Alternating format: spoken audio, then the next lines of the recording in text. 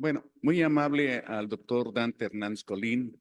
Es un tema que viene a reafirmar todo lo que se ha hablado anteriormente en estos 2 días anteriores acerca de la importancia y el impacto que produce el calentamiento global y la contaminación. Eh, Desgraciadamente, el doctor Dante no puede contestar las preguntas que seguramente se van a plantear. Y ya tenemos aquí al doctor Picotencal García Jiménez, que es nuestro siguiente ponente.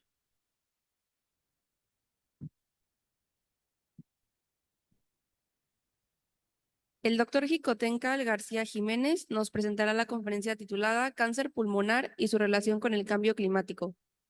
El doctor García es egresado de nuestra universidad, Neumología por la Raza, socio fundador del Instituto de Investigaciones Médico-Quirúrgicas, expresidente de la Sociedad de Neumología y Cirugía de Tórax, recertificado por el Consejo Nacional de Neumología, jefe de sección de pleura en 2 bienios y medicina privada.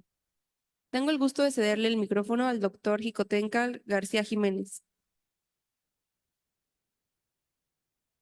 Ah, Bueno, primero tendremos 5 minutos de receso.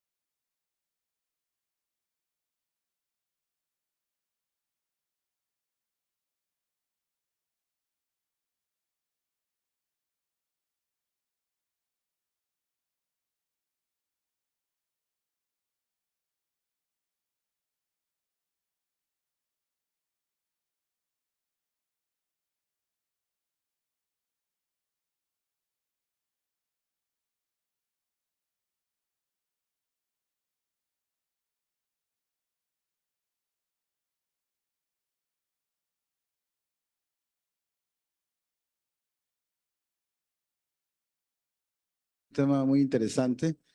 Aunque ya sabemos algunas cosas, cada día empieza a salir más evidencia sobre si realmente existe algún tipo de relación entre los cánceres, en este caso el cáncer de pulmón, que es el número 1 en el mundo y que seguirá por algún tiempo así. Y en aquellos pacientes que no fuman, como todos saben, la causa número de cáncer de pulmón, pues es el tabaquismo. Pero hay pacientes que no fuman y aún así desarrollan cáncer. Hay diferentes factores, pero se empieza a pensar que pudiera ser que eh, cambio climático y con algunas condiciones que mencionemos más adelante pudiera tener cierta relación en algunos tipos de cáncer. Bueno, ya más o menos para el que no me conoce, pues ahí está una breve semblanza. No tengo ningún conflicto de interés para esta plática. Y bueno, pues vamos a abordar algunos aspectos epidemiológicos importantes. Quiero empezar para que ustedes estén más o menos interesados en lo que es el cáncer de pulmón, con este caso, ¿sí? Caso de la vida real que vemos en el consultorio día con día, es un paciente de 74 años, fumador, con un índice tabáquico de 60 paquetes año. Ustedes saben que el índice de paquetes año nos da una idea más o menos de quién tiene más riesgo de tener cáncer o no. Arriba de 20 paquetes año, pues el riesgo de tener cáncer es 3 veces mayor que las personas que no fuman. Aparte de eso, tiene disnea, sí, en la escala de MRS3, MRS, perdón, está a nivel 3, tos productiva, como suele pasar en los pacientes fumadores, y acudió al consultorio porque empezó a escupir sangre. Y bueno, cualquiera que escupe sangre, pues evidentemente queda cierta preocupación. Llegó con su radiografía, se le tomó una placa de tórax y para los que no son expertos, pues aquí nos encontramos con una imagen en el lóbulo superior izquierdo, que no es normal, evidentemente. Es una imagen no muy clara, ¿sí? Es una imagen heterogénea de bordes irregulares, aparentemente cavitada en el lóbulo superior. Y la pregunta es, bueno, ¿esto qué es? ¿Es una tuberculosis? ¿Es posible? ¿O es un cáncer de pulmón?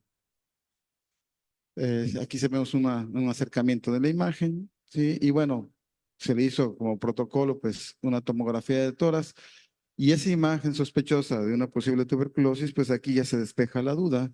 En realidad es una tumoración sólida, ¿sí? Que está en el lóbulo superior, sí, de bordes efectivamente irregulares, característica de una lesión maligna, ¿sí? Que se está cavitando. Recuerden que los tumores se pueden cavitar y eso a veces nos puede confundir.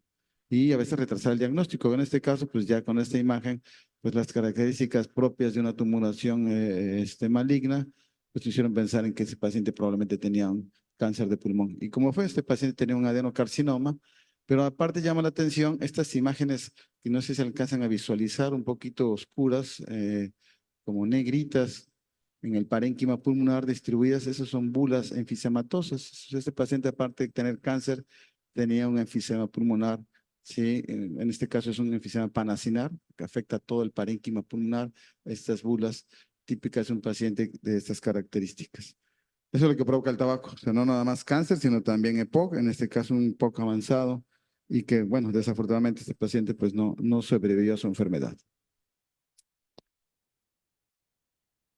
Comentamos hace rato que el tabaquismo sí es una de las causas importantes de cáncer, pero no solo de cáncer, sino de otras patologías. Hoy en el mundo, si nosotros nos preguntáramos de qué se muere la población, nos vamos a encontrar que la causa número 1 de muertes de enfermedades no transmisibles, ¿sí? A diferencia de las enfermedades transmisibles, son las enfermedades cardiovasculares, casi el 50%. Y esto se ha mantenido a lo largo de varios años. Esta es una estadística de hace más de 10 años, ¿sí? Pero hoy en día, como veremos más adelante, pues esa estadística no cambia. En segundo lugar, tenemos al cáncer como causa de muerte a nivel global, ¿sí? Con un 21% de muertes. Y en tercer lugar, las enfermedades respiratorias obstructivas, como es el asma y el EPOC. ¿Sí? Y a diferencia de México, que en México es un poquito distinto, ¿sí? La diabetes está en un cuarto lugar. Y de los cánceres, pues el de pulmón, como les decía, es el número 1, pero aparte de eso, ¿sí? Podemos ver casi el 20%, ¿sí? Que todos los demás cánceres que presentes, algunos de ellos o la mayoría de ellos, diría yo, tienen relación con el tabaco. O sea, que el tabaco no nada más es responsable del cáncer del pulmón, sino también es responsable de otras lesiones malignas en cualquier parte de la economía de nuestro organismo. Entonces, si dejáramos de fumar, seguramente la incidencia de cáncer disminuiría considerablemente. Esta estadística ya es más actualizada, pero se mantiene más o menos igual. Pues casi 50% de la población va a morir por enfermedades cardiovasculares, ¿sí? Muchos de ellos fumadores, ¿sí? Y el otro porcentaje, 20%, por cáncer y por enfermedades respiratorias. O sea que más o menos esta estadística se ha mantenido a través de los años hasta la actualidad. Una estadística más reciente, pues lo mismo, los mismos resultados. Enfermedades cardiovasculares en primer lugar, cáncer en segundo, enfermedades respiratorias y después en cuarto lugar diabetes. Sí, como ustedes ven, estas son las principales enfermedades que causan la mortalidad en el mundo y de ahí tenemos otras en menor cantidad. En México, pues se han registrado últimamente casi 8,000 casos nuevos de cáncer de pulmón y casi 7,000 muertes por cáncer anualmente. Sé que es una cifra bastante considerable y sigue siendo la causa número 1 de muerte por cáncer en nuestro país. Por arriba del cáncer de seno, por arriba del cáncer, de otro tipo de cáncer. Aquí lo que llama la atención es que antes la presencia de cáncer pulmonar era predominante en hombres, pero todas las cifras coinciden en que ahora el cáncer es más frecuente en mujeres. Y habrá que preguntarse por qué. Sí, si el tabaquismo es más frecuente en hombres, pues parece ser que hay otras causas que también, sobre todo en mujeres, están generando la presencia de este tipo de tumor. ¿Sí? El otro problema es la sobrevida de sus pacientes. Casi todos no viven más de 5 años una vez que se hace el diagnóstico de cáncer, pero hoy en día sí hay una esperanza, como veremos más adelante, que empieza esta situación un poco a cambiar. ¿Cuáles son los factores de riesgo para esto? Pues, todo el mundo sabe que el principal factor es el hábito de fumar. Sí, tenemos que el 70% de las muertes mundiales por cáncer de pulmón tienen alguna relación con el tabaco. Y lo más triste es ver que las personas que nos dedicamos a la salud, pues fumamos, ¿sí? Y no muy lejos de la población en general, ¿sí? Es común ver en las universidades a los jóvenes fumando, ¿sí? No estaría mal, pero si son una facultad de medicina, que no sé aquí cómo está el índice de tabaquismo, habría que preguntar al señor director cómo están los jóvenes, si fuman los estudiantes o no, si tienen prohibido fumar estrictamente aquí. Perfecto, excelente. Excelente. Bueno, pues eso es muy importante, ¿sí? Que los médicos pongamos el ejemplo en relación a esto. Pero eso no es exclusivo de México, en todo el mundo sucede que la población, los médicos en general, el personal relacionado a la salud, enfermeros, etcétera, pues fuman. Y eso sucede en la mayoría de los países del mundo, en ese porcentaje.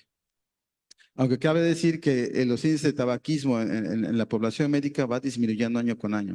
Cada vez es menor. En Europa, sobre todo, eso afortunadamente está sucediendo. No así en la población en general, pero sí en la población dedicada a la salud, esto afortunadamente empieza a disminuir. Pero pues el tabaco no es la única causa, ¿sí? De cáncer. Lo que también se ha demostrado es la exposición a biomasa, combustibles fósiles, como ustedes saben, algunas personas pues usan la leña para cocinar en sus hogares y esto pues es un factor de riesgo también para desarrollar cáncer ya demostrado. El tabaquismo pasivo, también las casas que están con techos de asbesto, sí, es otro factor de riesgo.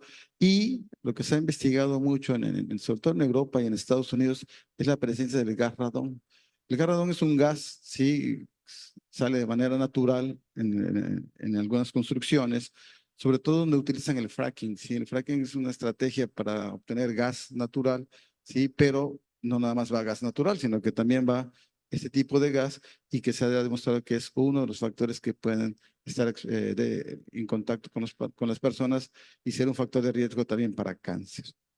Pero aquí es donde viene lo interesante, ¿sí? Porque se ha tratado de investigar por qué se está incrementando el cáncer en pacientes no fumadores. ¿Es posible que el cambio climático pudiera tener alguna relación con esto? Bueno, ya se están haciendo diferentes estudios. Está muy conocido los efectos que tiene el cambio climático ya en otras áreas, ¿sí? Y en las enfermedades respiratorias, pues cada vez también cobra mayor relevancia. Y ya hay trabajos que están tratando de encontrar una respuesta a este incremento del cáncer en personas no fumadoras. Y parece ser que sí hay una relación entre el cambio climático, ¿sí? Y que probablemente esto en el futuro genere aún mayor número de casos de cáncer, ¿sí? Pero está todavía por pues, confirmarse de manera más fehaciente. Aunque hay diversos trabajos que así lo están tratando de demostrar, ¿sí? Hay un trabajo muy interesante, uno de los más recientes, ¿sí? De ese doctor que es un experto en cáncer en el Reino Unido, y él ha demostrado en un estudio que publicó recientemente, ¿sí? Cómo pudiera explicarse la presencia de cáncer en esos pacientes no fumadores, ¿sí? Bueno, los contaminantes, sobre todo las partículas de 2.5 micras, ¿sí? Que reducen alguna respuesta inflamatoria y deleteria en las células del epitelio alveolar. Bueno, bajo ciertas predisposiciones genéticas o ciertas mutaciones que tienen algunas personas, pueden finalmente conllevar al desarrollo de algún tipo de tumor a nivel del pulmón. ¿Sí? Es algo que estudiaron una población muy grande, ¿sí? De pacientes con cáncer, ¿sí? De pacientes con cáncer no fumadores, y que parece que sí encontraron una relación directa entre la exposición, ¿sí? A estas partículas sobre todo, y el desarrollo de cáncer pulmonar, que es algo que se tiene que investigar, es algo muy reciente, todavía pues faltan obviamente más evidencia que apoye esta teoría, pero pues parece ser que por ahí va la posibilidad de que estos pacientes no fumadores pudieran ser la causa de su cáncer. En un trabajo reciente que se hizo en el INER, el Instituto Nacional de Enfermedades Respiratorias, sobre también un grupo de población con cáncer, ¿cuáles eran sus factores de riesgo? Pues se encontró que el tabaco sigue siendo el número 1, ¿sí? La exposición a biomasa o el humo de leña sigue siendo el número 2, ¿sí? Y la exposición a asbesto. Entonces son ya factores de riesgo bien conocidos. Hay otros factores posibles, pero bueno, estos ya los tenemos bien identificados y se mantiene esa tendencia. ¿Cómo sospechar? Y eso sí quiero hacer hincapié, porque uno de los problemas que nos enfrentamos los clínicos, los neumólogos y los médicos relacionados con esto, sí, los oncólogos, es el diagnóstico tardío.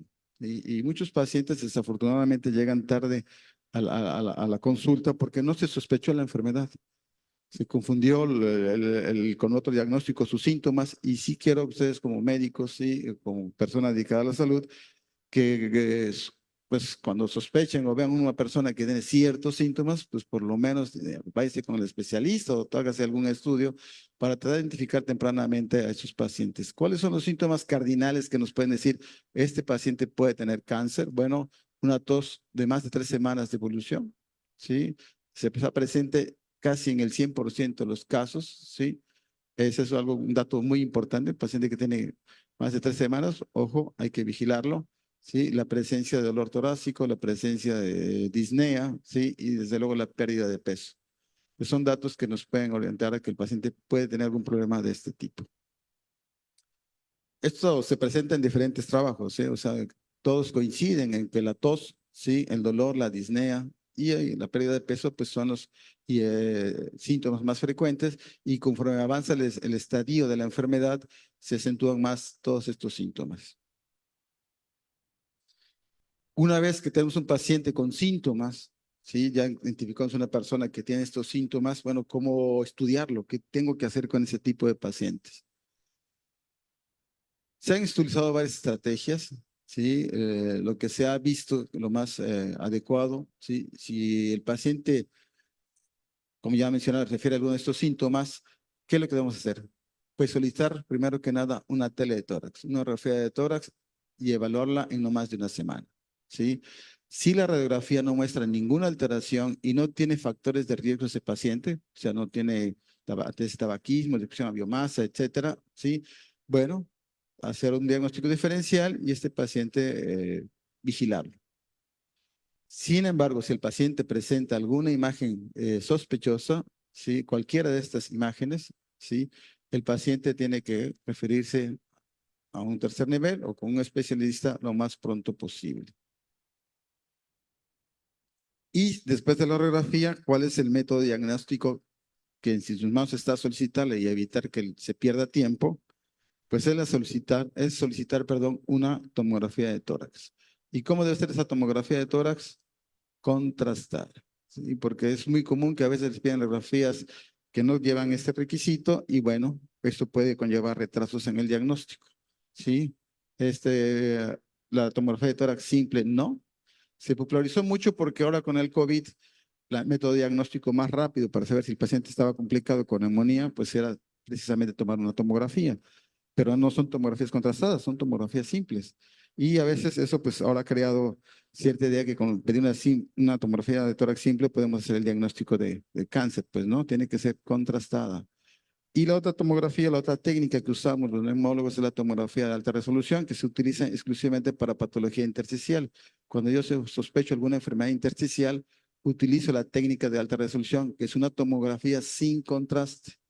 Pero me he encontrado con pacientes que tienen sospecha de cáncer y que les piden esta tomografía a algunos compañeros pensando que puede ser útil y pues nada más le vamos a hacer gastar al paciente dinero y tiempo, porque no nos sirve absolutamente para nada si sospechamos cáncer pulmonar. Tiene que ser, repito, una tomografía contrastada. Una vez que tenemos ya este tipo de imágenes, bueno, ya hay otra serie de métodos diagnósticos que eso ya corresponden al especialista a realizar, desde una broncoscopía, una biopsia guiada por tomografía, si tiene derrame pleural, una toracocentesis, en fin, otro tipo de abordajes diagnósticos ya más especializados.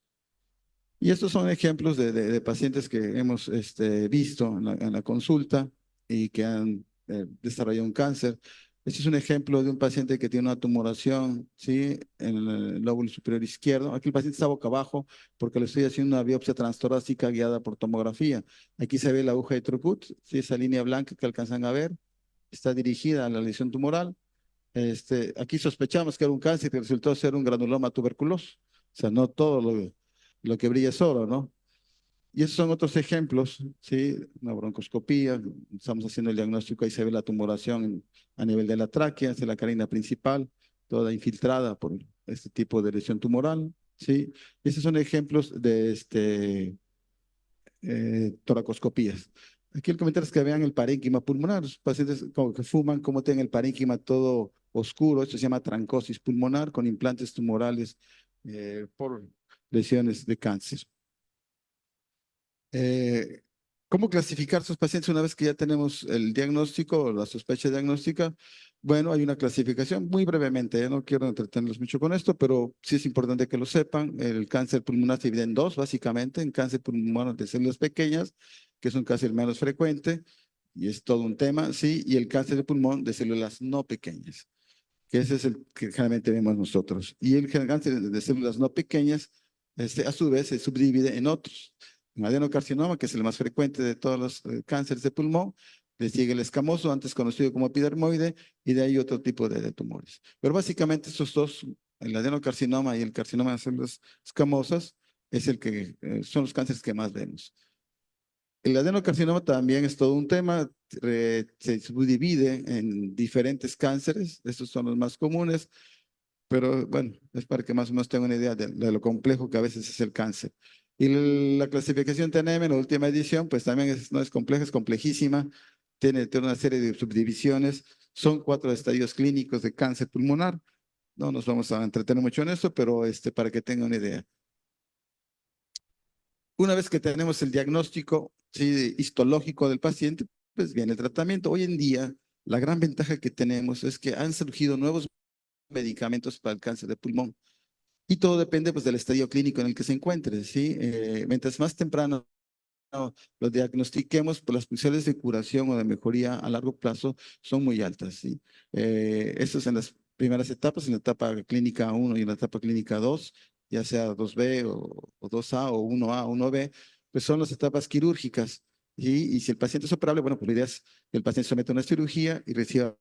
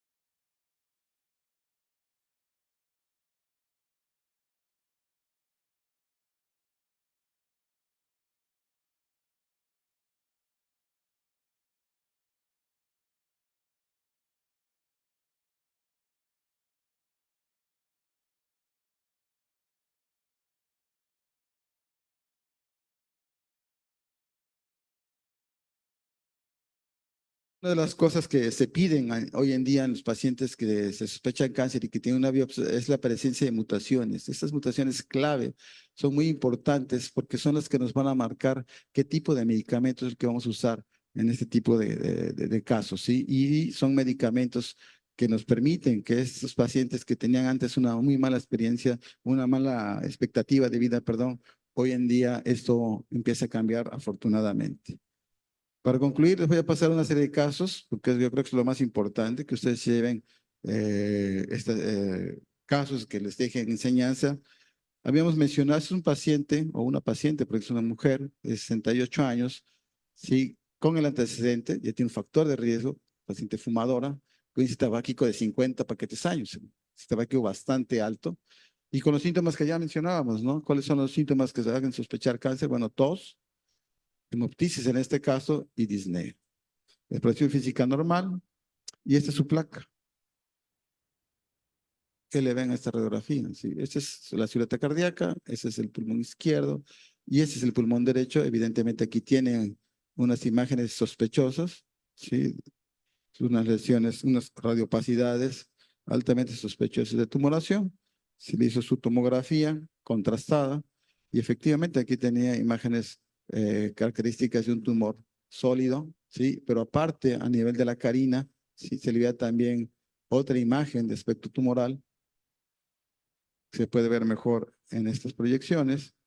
Aquí está la arteria pulmonar y aquí está justo un tumor en medio de la carina. Esta paciente pues, se le hizo una broncoscopía y justo en la mitad de la tráquea, justo por arriba de la carina, nos encontramos ese tumor que está obstruyendo pues el 70% de la luz traqueal, ¿sí? Nosotros tuvimos que entrar con el broncoscopio y pues queríamos tomar una biopsia, pero esos tumores están muy vascularizados. Entonces, si lo tocan aquí, es un sangrado que no se lo... muy complicado, ¿sí? Entonces, biopsiar a sus pacientes y hacer este tipo de broncoscopías en tumores de este tipo, pues es a veces difícil. Pero bueno, afortunadamente se pudo biopsiar y la paciente, pues el diagnóstico histopatológico, pues confirmó lo que se sospechaba, ¿no? Esa es la biopsia de la paciente, ven las células cancerosas bien definidas, son células, cumplen las características de una neoplasia, células grandes, poligonales, con citoplasma amplio, en fin, características de una lesión maligna, ¿sí? Finalmente el diagnóstico fue un carcinoma escamoso. Este paciente, pues desafortunadamente en aquellos tiempos todavía no había los tratamientos que contábamos y desafortunadamente pues falleció. En este otro caso, igual una mujer, son mujeres, 63 años, fumadora, con índice tabáquico menor, ¿sí? Que empezó con dolor, que es uno de los síntomas, tos y disnea. No tenemos la radiografía simple, pero tenemos estos cortes tomográficos, ¿sí? Donde había un empastamiento a nivel del ilio, que no estaba muy claro qué era, pero ya con el medio de contraste podemos ver, sí, que es efectivamente una lesión tumoral que afecta el bronquio principal izquierdo, sí, se le hizo un PET scan y bueno, se ven las imágenes hipermetabólicas claramente definidas, sí, un paciente con una lesión pegada al callado aórtico, a la aorta, perdón, aorta descendente. Eso es un estadio 4 por definición, ya por afectación de grandes vasos. Se le hizo una broncoscopía, ¿sí? Y bueno, nos encontramos también una lesión tumoral a nivel de la entrada del bronquio del lóbulo inferior izquierdo, ¿sí? Ahí estamos biopsiando justamente la lesión, el sangrado que se llega a presentar. Afortunadamente, pues, se logran controlar este tipo de sangrados. Y el reporte histopatológico de esta paciente, igual las células tumorales presentes, ¿sí? Fue un carcinoma poco diferenciado. A esta paciente se le hizo inmunohistoquímica y se le hizo un perfil de mutaciones y afortunadamente respondió a este tipo de tratamiento. Esto paciente la vi en el 2018, hace 6 años, no más. Ya digamos, sí, 6 años, perdón. Y vean ustedes este paciente que tenía una esperanza de vida anteriormente limitada, 5 años. Hoy en día podemos decir que esos pacientes tienen una esperanza de vida mayor. Se dio tratamiento con inmunoterapia, sí desarrolló un derrame pleural que fue necesario evacuar. Ahí tenemos un ultrasonido y el ultrasonido lo usamos mucho para patología pleural. Aquí podemos ver el parénquima pulmonar, es un signo clásico de ultrasonido que se llama signo de la medusa, es el parénquima pulmonar, esto es el derrame, este es el borde inferior, es el diafragma, ¿sí? Del lado izquierdo, y este parénquima pulmonar. Bueno, se le colocó una sonda guiada por ultrasonido, se drenó el derrame, se le hizo pleurodesis, y bueno, esta es su radiografía, y hoy en día la paciente vive, ¿sí? Es una persona que hace su vida normal y que afortunadamente sobrevivió al cáncer. Claro, en cualquier momento puede haber una reactivación, pero bueno, su esperanza de vida ha cambiado, ¿no? Pero a veces no todo lo que brilla es oro. Es una paciente que sospechaba cáncer, ¿sí? Aquí tiene un tumor junto a la silueta, esa es la silueta cardíaca, hay un tumor en la región basal del lado derecho, ¿sí? En la parte posterior está el corazón y por atrás está el tumor. Y se le hizo una broncoscopía, ¿sí? Encontramos unas lesiones infiltrativas de la mucosa, altamente sospechosas de infiltración neoplástica. Está un poco sangrante, ¿sí? Aún así estamos con la pinza ahí tratando de tomar una biopsia. Se logra finalmente tomar la biopsia a nivel, este es el lóbulo inferior derecho.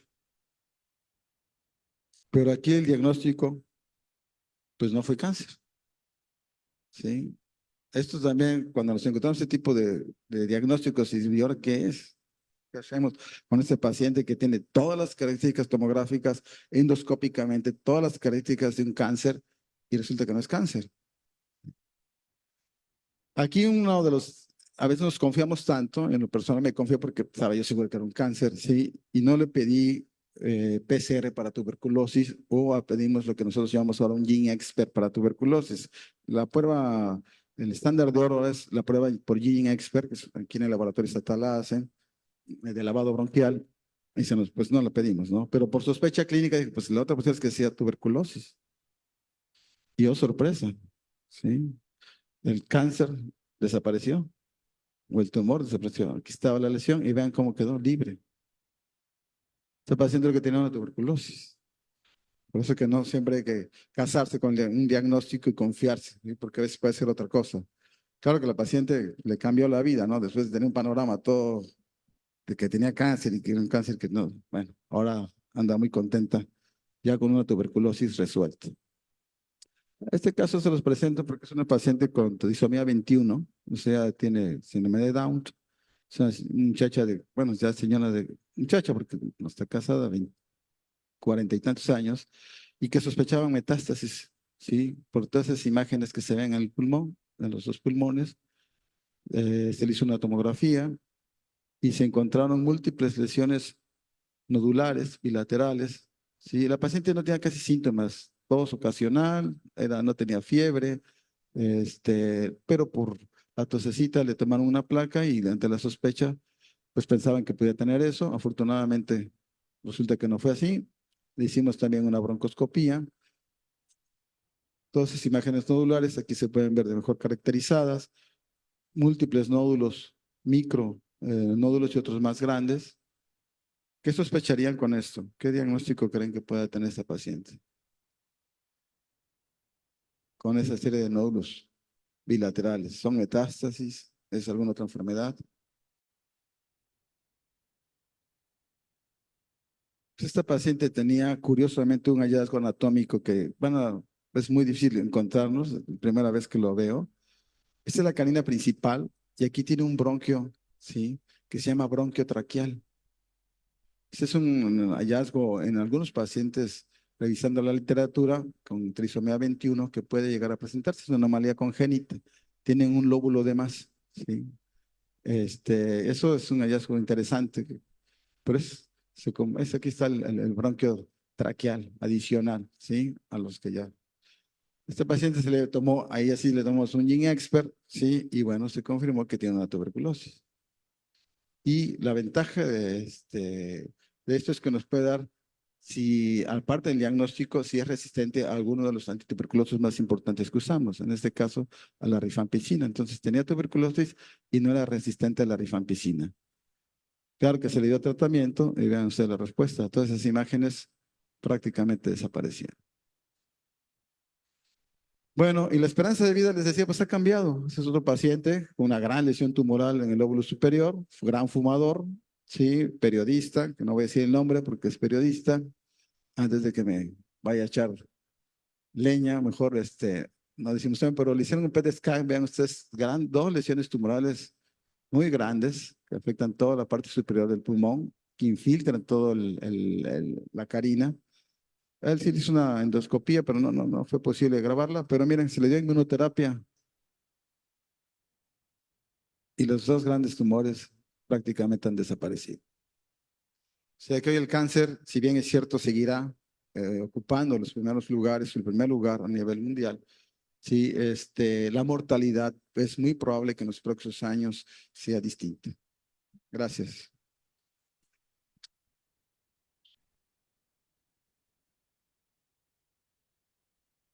Muchas gracias al doctor Xicoténcatl García. Siempre es muy agradable escuchar a Xicoténcatl porque nos hace reflexionar y aprender mucho. Y realmente esta plática no solamente es inspiradora, sino que demuestra la calidad de nuestros médicos egresados de aquí de la Universidad Veracruzana. Yo quiero preguntarte, Xicoténcatl, fíjate que estamos con el cambio climático y vemos lo de las vidas no muy saludables. Algunos pacientes que han tenido cáncer relacionan el tipo de dieta que reciben como factores predisponentes para tener algún tipo de cáncer. Voy a ser más específico. Algunas personas hablan de que puede ser preventivo utilizar el omega 3. Otros hablan de la cúrcuma, que se ha estado popularizando mucho en diferentes tipos de cáncer. Y no sé si tú tengas algún comentario o alguna experiencia, porque vi varios de tus casos que presentaste, pues que son obesos. La mayoría son mujeres y son obesas. Y parece ser que hay una relación entre la falta de suplementos y la malnutrición, porque ya la comida ya no es como hace 50 años o 80 años.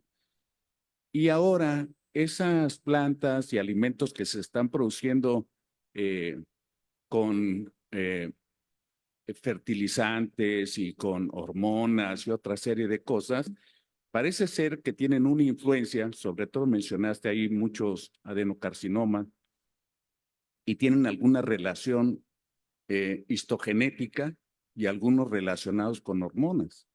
No sé, ¿tienes algún comentario de eso? Pues todavía no hay algo contundente en ese aspecto. Sí, lo que sí es clarísimo, pues es el hábito de fumar. No tiene lugar a dudas. Los pacientes que hemos presentado todos son fumadores o fueron fumadores, sí. La exposición a biomasa, en fin. Pero específicamente que sea eso un factor condicionante, pues todavía no está totalmente definido.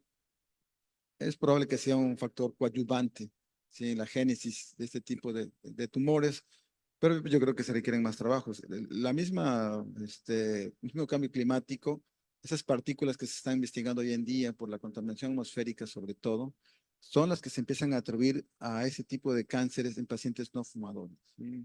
Este último trabajo que mencionábamos de este doctor inglés, que es el que lleva la batuta en la investigación sobre esto a nivel mundial, ¿sí? Y entre otros, ¿sí? Es todo un equipo.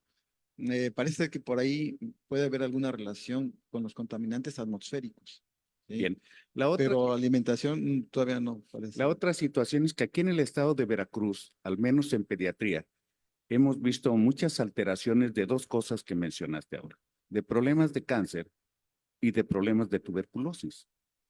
Aquí algunas relacionadas con cuestión de las refinerías. Uno llega a Poza Rica o uno va a Minatitlán y desde que va llegando el olor de lo que uno está respirando es totalmente diferente al que estamos acostumbrados. ¿Consideras que es un factor de riesgo importante para cáncer lo que estamos inhalando de partículas suspendidas? Digo, es algo que se está estudiando, ¿no? No sabemos los niveles que se requieren o qué nivel de contaminación atmosférica es el que pudiera generar o relacionarse. Aparte, tiene que ir acompañado de la genética de cada paciente, ¿sí? Si tenemos oncogenes, si tenemos ciertas mutaciones y aparte estamos expuestos a este tipo de cosas, bueno, el riesgo de desarrollar cáncer pues, se incrementa. Es lo que se está tratando de encontrar una respuesta a las personas que desarrollan cáncer no fumadoras, ¿sí? Pero bueno, es algo que es un campo que tiene que seguirse estudiando e investigando. Sí.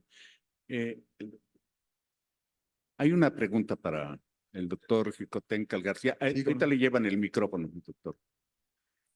Doctor, la fracción expiratoria del óxido nítrico, ¿tendrá algún valor de seguimiento en los fumadores o en los pacientes diagnosticados ya como cáncer?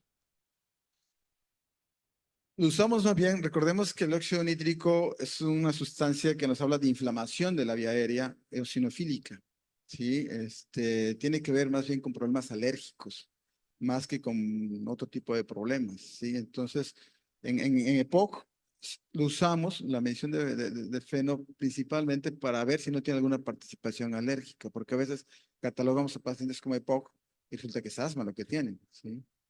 Ahí sí tiene trascendencia. En los pacientes con cáncer, con algunos pacientes que sospechamos algún problema asociado Te pregunto porque sabemos que la fracción viene de la inflamación de las células epiteliales. Así es. Entonces, todas las partículas estas suspendidas en el medio ambiente finalmente van a caer primero en la mucosa, dependiendo de su tamaño va a ser el nivel a donde van a llegar. ¿Sí?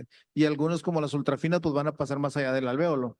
Entonces la pregunta era si se pudiera, no sé, en algunos casos como los fumadores que presentaste, el segundo caso era una cajetilla por mes. Entonces, esa era la duda de que si pudiera tener algún valor. Generalmente se estudia en pediatría, ¿verdad? Es un estudio pediátrico, pero en salud ocupacional nos ha dado la curiosidad por tratar de estudiar esa relación de ese indicador con la exposición a los químicos o al medio ambiente contaminado. Es algo que se tiene que estudiar más a fondo, ¿sí? Lo que estamos haciendo hoy en día es en EPOC, ¿sí? En cáncer broncogénico todavía no, que yo hasta donde recuerde algún estudio clínico específico que nos diga el FeNO a tal nivel puede ser sugestivo de cáncer.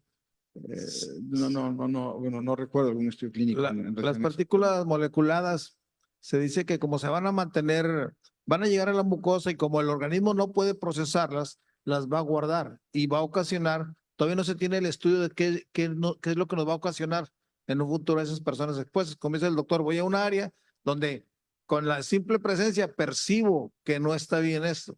Entonces, esas partículas, como mi organismo no las puede procesar porque son inorgánicas, entonces las va a guardar y en determinado momento se supone que van a ser agentes que van a desencadenar tipo de neoplasias. Esa es la...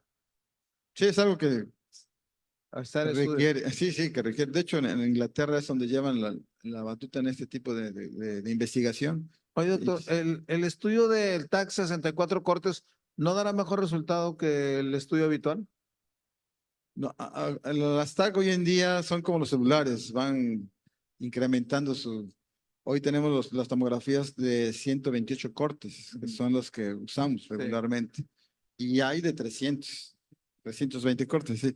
Esos todavía tienen una calidad de definición mayor, sobre todo en nódulos pequeños, que es lo que hoy se está haciendo un programa a nivel mundial, bueno, principalmente en Europa y en Estados Unidos, que es un screening para detectar a pacientes no sintomáticos.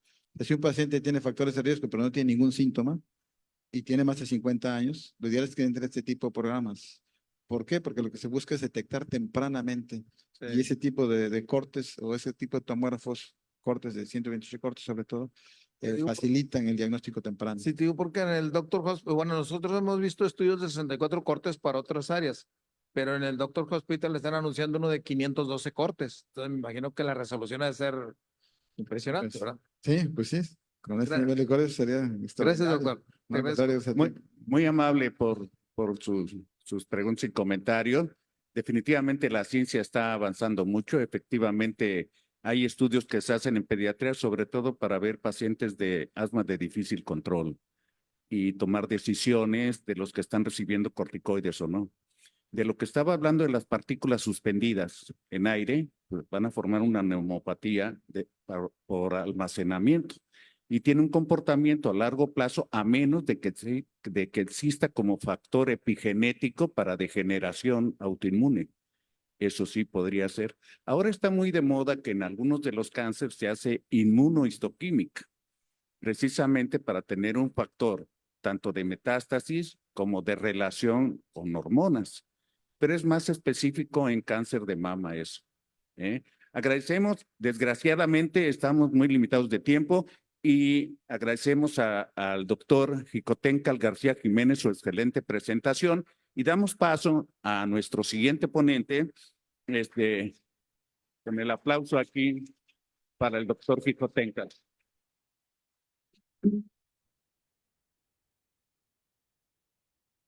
Recibimos a la doctora Cristina García Franco, que nos presentará